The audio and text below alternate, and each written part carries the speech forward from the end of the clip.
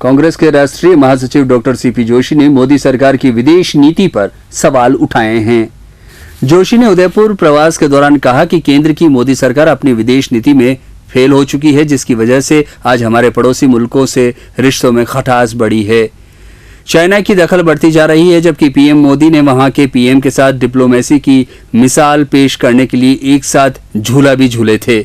कुल मिलाकर जोशी का कहना है कि देश की विदेश नीति देश के हित को साधने वाली नजर नहीं आ रही। देश के प्रधानमंत्री जी किसी भी पार्टी के हों, उनकी जिम्मेदारी बनती है कि जो हमारे नेबर देश हैं उनके संबंध में हमारी विदेश नीति इस तरह की होनी चाहिए जिससे हमारे देश के जो इंटरेस्ट हैं वो प्रोटेक्ट हो सके। ये दुर्भाग्यपूर्ण है कि मोदी जी के प्रधानमंत्री बनने के बाद जो आसपास हमारे देश के पास की जो बाउंड्री है वहाँ पर जिन देशों के साथ हमारे संबंध हमारे देश के हित के लिए ठीक होने चाहिए वो ठीक नहीं है।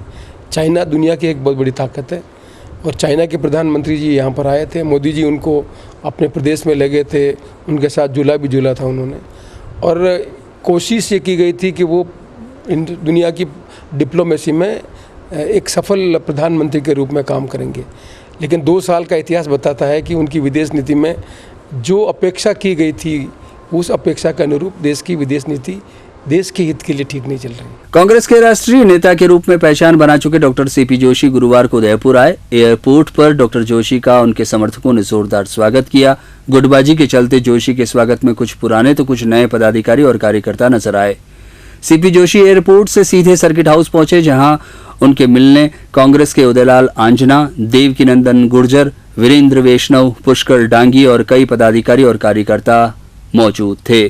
जोशी ने मीडिया की ओर से राजस्थान सरकार और उनके राजस्थान में कम समय दिए जाने पर सवाल पूछा तो बोले कि मुझे दूसरे राज्यों का काम संगठन ने दे रखा है, यहाँ के नेता काम कर रहे हैं और राजस्थान में किसी भी मुद्दे से जुड़े सवाल का जवाब वहाँ के नेता ही दे सकते हैं। नहीं, हर कांग्रेस के कार्यकर्ता को जो जिम्मेदारी उसका निर्वहन करना चाहिए। मुझे अभी अखिल भारतीय कांग्रेस कमेटी के नेतृत्व ने हमारे श्रीमती सोनिया गांधी जी ने और राहुल गांधी जी ने संगठन के कार्यकर्ता के रूप में मुझे जिम्मेदारी दी है। वेस्ट बंगाल, बिहार, असम और अभी टेम्परेरी चार्ज दिया नॉर्थ ईस्ट स्टेट्स का।